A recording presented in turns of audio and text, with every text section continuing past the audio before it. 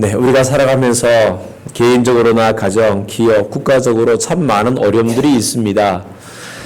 개인의 역사나 민족의 역사는 그저 아무런 의미 없이, 아무런 목적 없이 무작정 흘러가는 것이 아닙니다.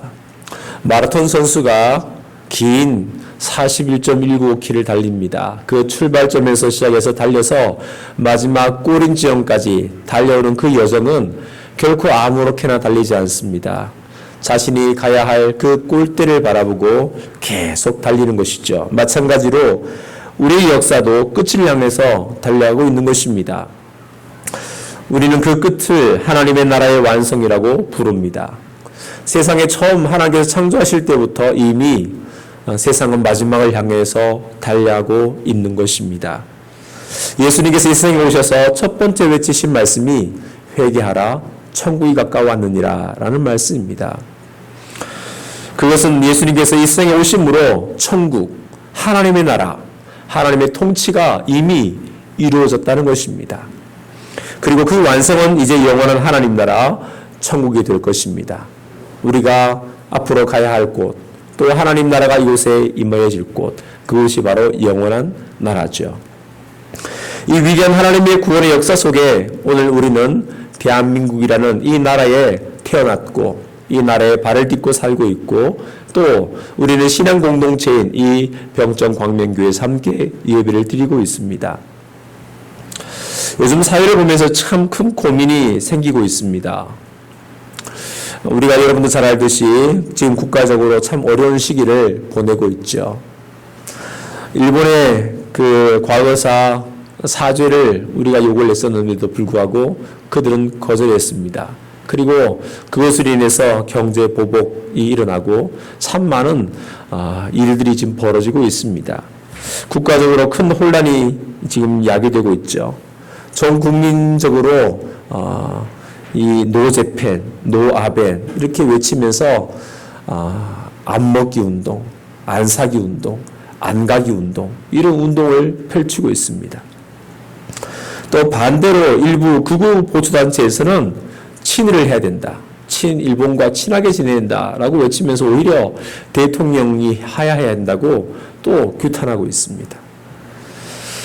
거기에 일부 교회와 목사님들이 앞장서고 있다는 것이 참 저의 마음을 무겁게 하고 있습니다. 또 경기도의회에서는 동성애법을 발의하는 것에 대해서 여러 교회와 시민단체들이 또 시위하고 항거하고 있습니다.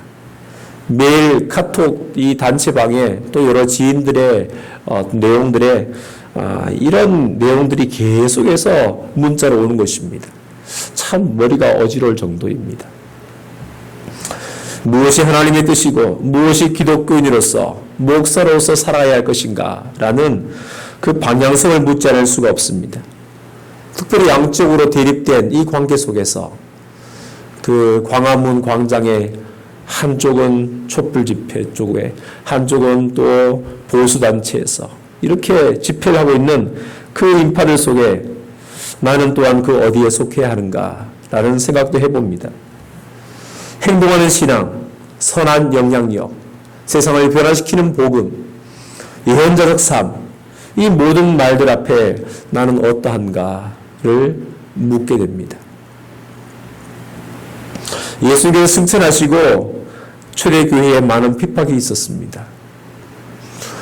밖으로는 로마 제국이라는 큰 권력의 위압이 있었습니다. 많은 사람들이 잡혀가고 끌려갔습니다. 또 내부적으로는 같은 동족임에서도 불구하고 유대교가 또 교회를 핍박했습니다. 그들은 예수 그리스도를 믿지 않기 때문에 예수님을 구세주라고 메시아로 믿는 교회를 탄압한 것이죠. 많은 사람이 잡혀갔고 순교의 대열에 서게 되었습니다. 당시 교회는 지상에 세워질 수가 없어서 결국 무덤 속으로 또 동굴로 깊은 산 속으로 이렇게 사람들이 보이지 않는 곳으로 숨어야만 했습니다. 그곳에서 예배를 드렸죠. 예수를 믿는 성도들이지만 그 핍박을 견딜 수 없었던 사람들은 결국 배교하고 말았습니다. 그리고 신앙을 등지는 사람들도 점점 늘어났습니다. 많은 이들이 신앙에 회의감을 갖게 되었습니다. 왜 하나님께서 이 세상을 다스리신다면서 왜 예수님이 만유의 주 만왕의 왕이시라 하시면서 왜 우리를 가만히 두고 계시는가? 왜 저 나라를, 저 폭정한 나라를 가만두고 계시는가? 왜 빨리 오셔서 세상을 심판하지 않으시는가? 왜 믿는 우리 성도들을 구원해 주지 않으시는가? 이런 의심을 갖게 된 거예요. 더 나아가 혹 예수님이 로마의 황제보다, 하나님이 이 로마의 제국보다, 그들의 믿는 신보다 더 약하신 것은 아닌가? 더 힘이 없는 신이 아닌가? 이런 의심까지 갖게 된 것입니다. 누구나 어려운 환경에 빠지면 가장 먼저 떠오르는 것이 의심입니다. 에덴 동산에서 사탄이 여자에 나타나서 이렇게 말을 하지요. 하나님이 정말로 너희에게 동산 안에 있는 모든 나무 열매를 먹지 말라고 하시더냐? 전혀 엉뚱한 질문입니다. 왜냐하면 하나님께서는 이미 모든 것을 다 그들에게 주셨습니다. 이 동산에 있는 모든 열매를 다 먹어도 좋다. 대신 그 가운데 있는 선악을 알게 하는 나무, 그 선악과는 먹지 마라. 그 하나를 말씀하셨거든요. 그런데 오늘 사탄은 여자에게 와서 이곳에 있는 동산 나무의 모든 열매를 하나님이 먹지 말라고 하시더냐? 이렇게 묻습니다. 전혀 다른 질문이죠. 하지만 그 속에는 함정이 숨어 있습니다. 선악과를 먹게 하려고 하는 그 유혹을 가지고 지금 질문을 하는 것이죠. 그리고 이렇게 말을 합니다. 너희는 절대로 죽지 않는다. 하나님은 너희가 그 나무 열매를 먹으면 너희 눈이 밝아지고 하나님처럼 되어서 선과 악을 알게 된다는 것을 아시고 그렇게 말씀하신 것이다. 그러니 먹어도 된다라는 것을 알려주었습니다. 이것은 유혹이었어요. 하나님의 절대적인 말씀에 의심을 갖게 만드는 것입니다. 너희가 먹는 날에는 반드시 죽는다라는 그 하나님의 절대적인 말씀을 의심가게 만드는 거예요. 먹어도 괜찮아? 먹으면 정말 하나님처럼 될까? 이런 마음이 그 마음속에 들게 된 것이죠. 너도 하나님처럼 될 수 있다는, 그래서 하나님께서 그것을 막으시려고 먹지 못하게 하셨다는 그러한 의심을 갖게 된 것입니다. 하나님을 거짓으로 만드는 이 사탄의 술책은 오늘 여전히 사람들의 마음속에 계속해서 의심을 불어넣고 있습니다. 오늘 특별히 이 시편에 묵상하면서 이 시를 쓴 기자는 길을 읽고 살아가는 우리들에게 너무도 분명한 진리를 선포하고 있습니다. 어느 길로 가야 할까? 어느 편에 서야 할까?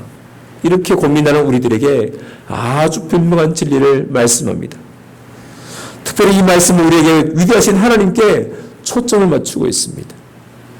그분을 바라보고 그분을 높이고 그분을 예배하고 그분을 찬송해라. 이렇게 우리에게 요청하고 있습니다.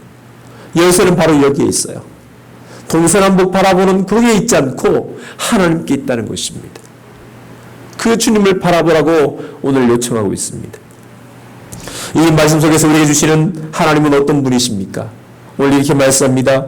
우리의 생명을 붙들어 주셔서 우리가 실족하여 넘어지지 않게 살펴주시는 하나님이시다 말씀하셨습니다. 우리는 목숨을 잃으면 모든 것을 다 잃는 것이지요. 그가 아무리 화려한 삶을 살았어도, 돈을 아무리 많이 벌었어도, 아무리 높은 인기와 명성을 얻었어도 죽는다면 그것은 아무 유익이 없습니다. 특별히 어려운 시련과 힘든 고통스러운 핍박 속에 살아간다는 거 참으로 고통스럽습니다. 또 죽음이 아니더라도 우리는 약해서 조그만 일에도 늘 넘어지고 실족합니다. 속상해서, 섭섭해서, 화가 나서, 또 남들이 나를 알아주지 않아서, 내 얘기를 들어주지 않아서, 또 인정해주지 않아서, 나를 무시해서, 이런 수많은 일들로 인해서 우리는 쉽게 낙심하고 또 실족하여 넘어지게 됩니다. 이런 인간적인 마음의 사람을 피게 될 때 모든 것이 힘들고 짜증스럽고 또 불평이 많이 일어나게 된 것이죠. 하지만 주님께서는 나를 이러한 것으로부터 실족하지 않도록 나를 보살펴 주신다는 것입니다. 사도 바울이 이렇게 고백합니다. 우리가 모든 일에 괴로움을 당해도 꺾이지 않으며 난처한 일을 당해도 실망하지 않고 핍박을 받아도 버림을 당하지 않으며 맞아서 쓰러져도 죽지 않습니다. 그것은 우리가 이렇게 항상 예수님의 죽으심을 몸소 체험하는 것은 예수님의 생명이 우리 몸에 나타나게 하려는 것입니다. 다시 말해서 예수님의 생명이 우리 안에 계셔서 우리를 붙들고 계신다는 것입니다. 죽은 자 가운데서 부활하셔서 영원한 생명의 주인 되신 예수님께서 죽음에서 실족하는 모든 것에서 나를 건져주신다는 것입니다. 아이들은 잘 넘어지죠. 조그만 돌뿌리만 있어도 걸려서 엎어집니다. 그런데 아빠가 든든한 손으로 아이의 손을 꼭 붙잡고 있으면 얘가 걸려서 넘어지더라도 다시 벌떡 일어날 수 있습니다. 땅에 처박히지 않고 그냥 대롱대롱 매달린 채 다시 일어나죠. 그 아빠의 힘이 아이의 손을 붙잡고 있기 때문입니다. 우리가 삶에 실족하는 일들이 얼마나 많습니까? 늘 엎어지고 쓰러집니다. 그러나 주님의 강하신 손이 우리와 함께 하시면 우리는 결코 실족하지 않습니다. 넘어지더라도 다시 일어나게 되는 것입니다. 생명을 붙든다는 것은 살아있는 자 가운데 두신다는 뜻입니다. 아무리 넘어져도, 아무리 당해도, 아무리 속상해도, 아무리 힘들어도 주님께서 우리의 생명을 붙들어 주시기 때문에 우리는 살아있는 자로 삶을 살게 된다는 것입니다. 우리는 과거 반만의 역사 속에 우리 민족이 수없이 많은 외세를 겪어왔습니다. 중국이나 몽골, 일본으로부터 수백 차례 많은 침탈을 받았습니다. 하지만 우리 민족은 여전히 살아있고 또 이렇게 하나님의 은혜로 세계 속에 빛나는 국가로 우리는 세워져 있습니다. 우리를 실족하여 넘어지지 않도록 우리를 보살피시는 하나님, 그 손길이 우리와 늘 함께 하신다는 것입니다. 그 주님께서 지금 저와 우리 모두를 붙잡고 계시는 것입니다. 오늘 말씀 속에서 우리에게 주시는 하나님 어떤 분이십니까? 우리를 시험하셔서 은을 달구어 정렬하듯 우리를 연단하시는 하나님이시라 말씀합니다. 은은 고귀한 순백의 색깔을 갖고 있습니다. 그런데 그것은 캘 때부터 그런 색이 아닙니다. 수많은 재래를 해야 됩니다. 연단을 해야 돼요. 불로 계속해서 달구어서 그 모든 불순물들을 다 제거해야만이 됩니다.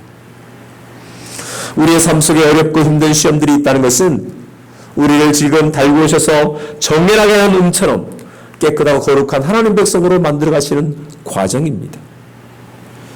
오늘 시편 기자는 이 하나님의 연단하심에 대해서 이렇게 노래하고 있습니다. 그분은 우리를 그물에 걸리게 하신다라고 말씀합니다. 그물은 사냥꾼이 새나 짐승을 잡을 때 쳐놓는 사냥 도구죠. 그래서 그물에 붙잡히면 꼼짝없이 당합니다. 그런데 하나님께서 우리를 그 그물에 걸리게 하신다는 것입니다. 왜 그렇게 하셨습니까? 우리가 잘못된 길로 들어설 때, 우리가 죄 가운데 살아가게 될 때, 우리가 하나님 말씀에 불순종할 때 그 그물에 걸리게 하신다는 거예요. 그물이 걸리면 더 이상 앞으로 나갈 수가 없습니다. 이제 멈춰 서는 거예요. 꼼짝없이 그 자리에 멈춰 서 있어야 되는 것입니다. 또 우리의 등에 무거운 짐을 지우신다고 말씀합니다. 등에 아주 무거운 짐을 진다는 것은 참 힘들고 괴롭습니다. 그래서 대부분의 사람들은 나에게 짐을 주지 말라고 요구하죠. 짐 지기 싫어요. 제게 그런 짐을 맡기지 마세요. 이렇게 말합니다. 어떤 경우는 하나님께 대해도 그렇게 말하는 사람들이 있습니다. 하나님, 나는 이런 짐을 지고 싶지는 않습니다. 이렇게 말하는 사람들도 있습니다. 하지만 하나님께서 우리에게 짐을 지우시는 것입니다. 예수님께서도 내게 지우시는 짐이 있습니다. 주님께서 이렇게 말씀하셨습니다. 또 자기 십자가를 지고 나를 따르지 않는 자도 내게 합당하지 아니하니라. 주님께서 지우시는 짐은 나의 십자가고 그것은 반드시 짊어져야 하는 것입니다.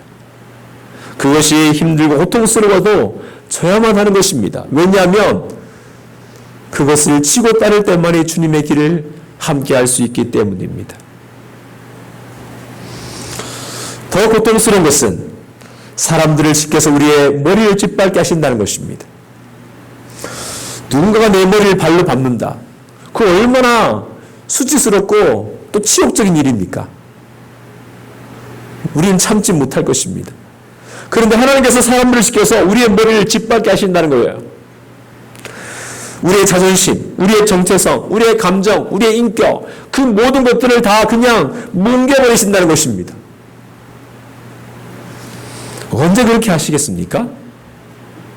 우리가 교만해서 하나님을 잊어버릴 때, 내 인생은 내 것이라고 말하면서 하나님을 외면하게 될 때, 그 말씀에 불순종으로 나가게 될 때, 하나님은 이렇게 사람들을 통해서 나를 부끄럽게 만드시는 것입니다. 그래서 마치 우리가 불 속으로, 물 속으로 지나간 것처럼 그런 죽음의 직면의 상황에 놓이게 된다는 것입니다. 불 가운데, 물 가운데 나가는 상황은 얼마나 두려운 일입니까? 그건 죽음이 임박한 상황입니다. 더 이상 나갈 수 없는, 살아갈 수 없는 상황 속에 우리가 빠지게 되는 것입니다. 누가 이렇게 하셨는가? 바로 하나님께서 그렇게 하신 것입니다. 그냥 환경이 그렇게 나를 몰아간 게 아니고, 다른 사람들이 나를 그렇게 만든 게 아니고, 하나님께서 그렇게 하신 것입니다. 그렇다면 우리는 이렇게 묻게 됩니다. 왜 그렇게 하셨습니까? 무엇 때문에 이렇게 하셨습니까? 라고 묻게 될 것입니다. 그것은 우리가 미워서 우리를 괴롭히시려고 그렇게 하신 것일까요?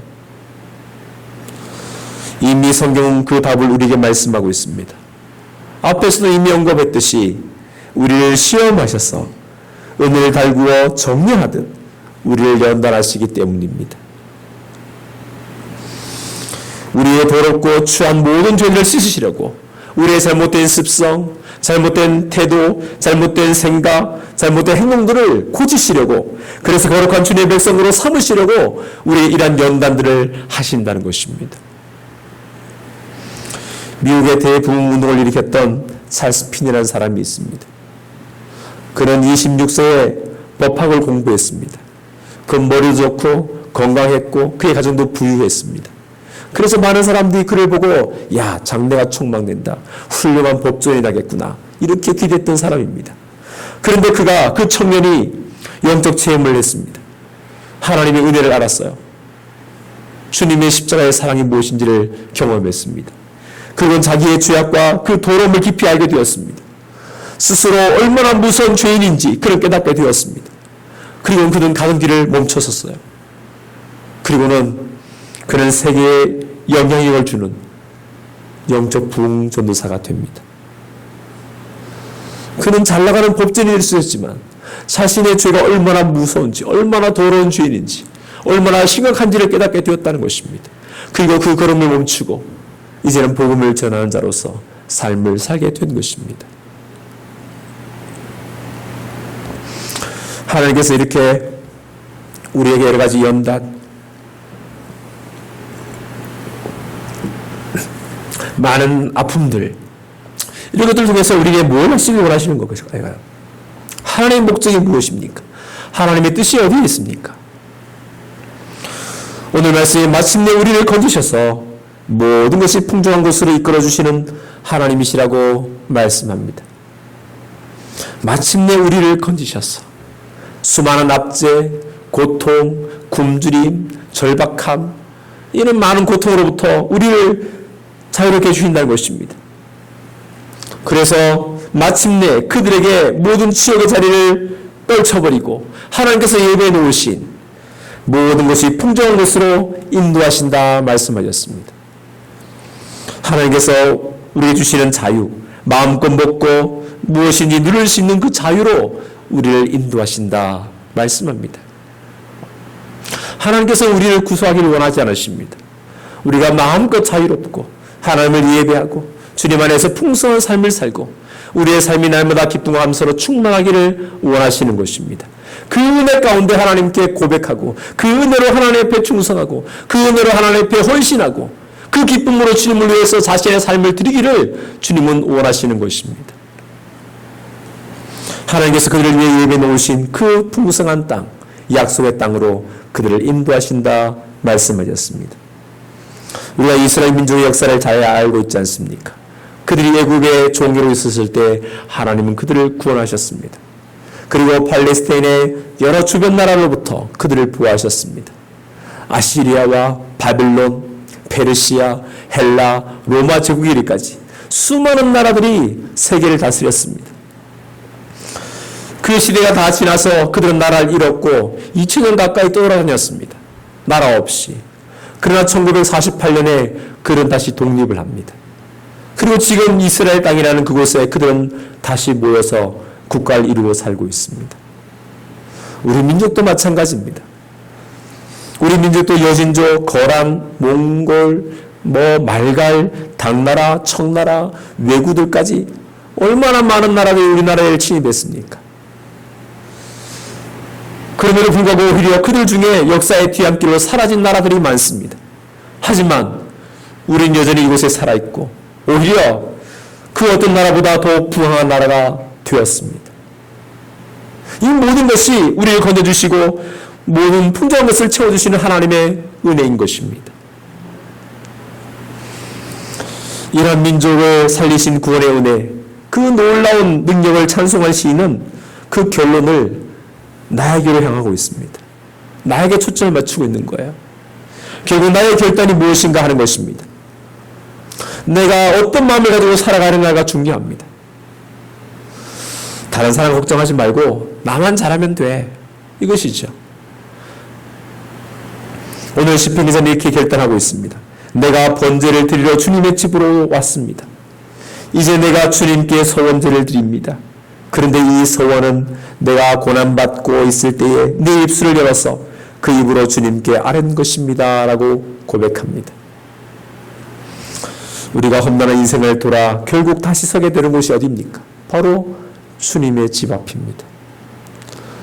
아버지 품을 떠나 허남방탕하게 살았던 탕자가 다시 돌아온 곳은 아버지의 집입니다. 우리가 어디 가겠습니까? 하나님 품을 떠나서 주님의 품을 떠나서 어디 갈 수 있겠습니까? 결국 돌아서 결국 돌아오는 것은 주님의 품입니다. 아버지의 집이에요. 때문에 주님 계신 주님의 전을 우리를 떠나서는 어디로 살아갈 수가 없습니다. 우리가 주님의 얼굴을 피해 달아날 수 있는 곳은 그 세상 어디에도 없습니다. 주님은 그곳에 또 찾아오시기 때문입니다. 아무리 우리가 구석에 숨어 있어도 주님은 다시 나를 찾아오십니다. 주님 앞에서 우리가 할 수 있는 것은 겸손하게 엎드려 주님께 예배하며 무릎을 꿇는 것입니다.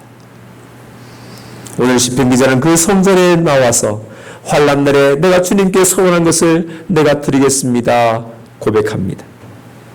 하나님과 약속을 신실히 지키려는 그 마음, 정성을 다해 드리기를 원하는 그 소원의 제물을 오늘 드리겠다는 것입니다. 우리가 환난 때에 소원했던 것 우리가 잊고 있지만 주님은 잊지 않고 계십니다. 저를 낫게 해주시면, 이 힘든 일들을 잘 해결해 주시면, 이 문제를 풀어주시면 저 이렇게 하겠습니다 했던 많은 약속들을 여러분 기억하십니까? 우리는 그때는 약속을 하지만 또 문제가 해결되면 언제 그랬느냐 것처럼 잊어버리기 쉽습니다. 그런데 주님은 기억하고 계시다는 것입니다. 그런데 다르게 생각해 보십시오. 우리가 환난 때에 했던 그 약속을 내가 지킬 수 있다는 것은 그 모든 문제들이 해결되었다는 것입니다. 그 환난들이 다 지나갔다는 거예요. 사라졌기 때문에 오늘 그 약속했던 소원들을 제가 주님께 갚겠습니다. 이렇게 고백하는 것입니다. 그 소원 제물은 인생의 긴 방황을 끝내고 다시 주님 앞에 무릎을 꿇었을 때만이 가능한 것이죠. 주님의 은혜를 다시 경험했을 때만이 가능한 것입니다. 그것은 하나님의 은혜에 대한 우리의 고백이 담겨져 있기 때문입니다. 오늘 이 시편 기자는 우리 모두를 초대하고 있습니다. 이렇게 초대해요. 하나님을 두려워하는 너희들아, 하나님을 두려워하는 너희들아, 다 와서 들으라. 하나님이 나의 영혼을 위하여 행하신 일을 내가 선포하리로다 외치고 있습니다. 우리가 하나님을 경외한다면 우리는 하나님께서 행하신 위대한 일들을 들어야 합니다. 말씀을 들어야 합니다. 예배 속에서 하나님의 뜻을 들어야 합니다. 듣지 않고는 믿음이 자랄 수가 없습니다. 믿음은 들으면서 난다고 말씀하셨습니다. 듣고 또 들어야 합니다. 저거 언제 들었던 건데? 라고 생각하지 말고 또 들어야 합니다. 우리 귀에 새겨지기까지, 우리의 마음판에 새겨지기까지 듣고 또 들어야 합니다. 나아가 그 들은 말씀을 하나님께서 행하신 그 일들을 선포하는 것이 우리가 행해야 할 일입니다. 그것 말고는 그 어떤 것도 선포할 대상이 없습니다. 하나님께서 행하신 그 놀라운 일들을 자랑하라는 것입니다. 사도 바울처럼 내가 십자가에 달린 예수 그리스도 그 말을 나는 증거한다고 말합니다. 우리도 자랑이 바로 예수 그리스도의 십자가가 되어야 합니다. 주님께서 행하신 놀라운 일들을 우리가 선포해야 합니다. 지금은 주님께서 우리 개인과 민족을 시험하실 때가 아닌가 생각됩니다. 하지만 그 시험은 우리를 더욱 단련하시기 위한 연단의 과정입니다. 주권을 단련하여 더 순수한 은으로 만드시는 과정처럼 우리 민족을 또 우리 개인들을 더 단련하시는 과정입니다.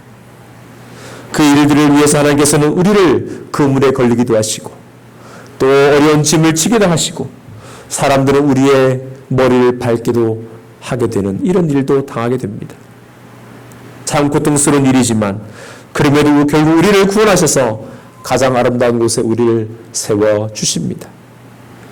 그 하나님을 의지하며 우리가 선포해야 합니다. 그것만이 이 혼돈의 시대에서 우리가 지켜나가야 할 위대한 가치입니다. 이 말씀이 우리 모두에게 임하게 되기를 간절히 바랍니다. 기도드리겠습니다. 은혜로우신 하나님, 인생의 긴 방황 끝에 또 여러 가지 어려움과 혼란 속에 우리가 갖게 되는 한 가지는 주님 앞에 나가는 것입니다. 하나님의 위대하심, 하나님의 선하심, 하나님의 구원을 바라보고 주님 앞에 엎드려 감사하며 영광을 돌려드리는 것입니다. 주님, 우리의 시선을 주님께 향할 수 있도록 도와주시옵소서. 모든 환난 가운데 우리를 돌보시고 이끄시는 하나님 위대하심을 깨닫게 도와주시고 정말 우리가 외쳐야 될 것이 바로 주님의 사랑, 하나님의 은혜임을 알게 하여 주시옵소서. 예수님의 이름으로 기도드리옵나이다. 아멘.